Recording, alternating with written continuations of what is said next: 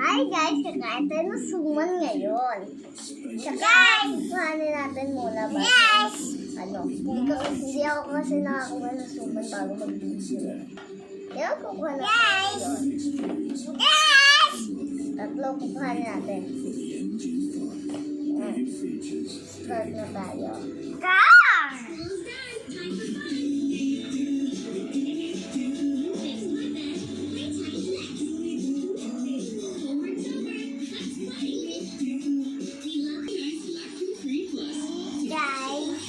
Okay, kulay and white. Ito po guys.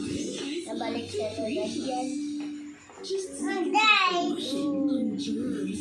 So, wow. Yan. So, muna natin siya sa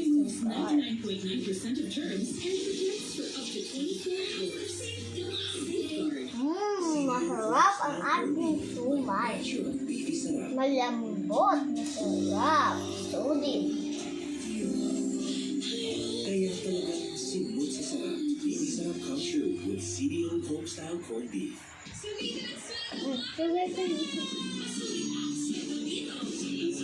Mami, Dad, what's this?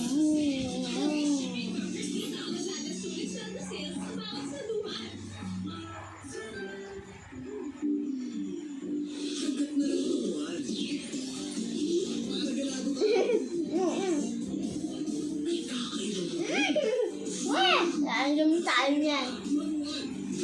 Ikat mo na lang yung nakuha sa mga sumbay. Sabihin ako, di. Okay. Hindi lahat ay nakakasabay sa blended learning dahil sa kawalan ng maayos na gadget o internet connection.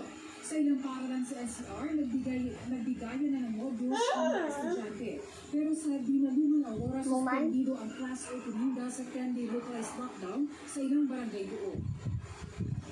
Nasa halos hindi na makukuha ng ICU bed sa buong bansa ayon sa DOH. 77% ng mga ICU bed ay gamit ng COVID patients. 73% naman sa mga ward beds. Nasa high-risk level of occupancy rate na 70 to 85%. Kapag lumagpas sa 85%, critical level na. Pwede na mauulit yung suman. Ako po si Nadia Reyes, buong puso para sa Pilipinas.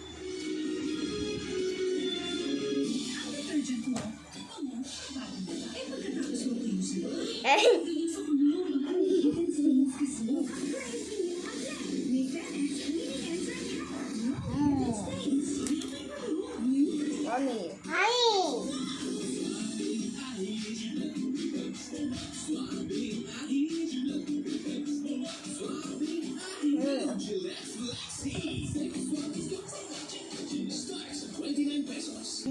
Heard daw yan, tagal ko kumain eh, pero ubusin ko to. Bye-bye! Don't forget to like and subscribe! Bye-bye!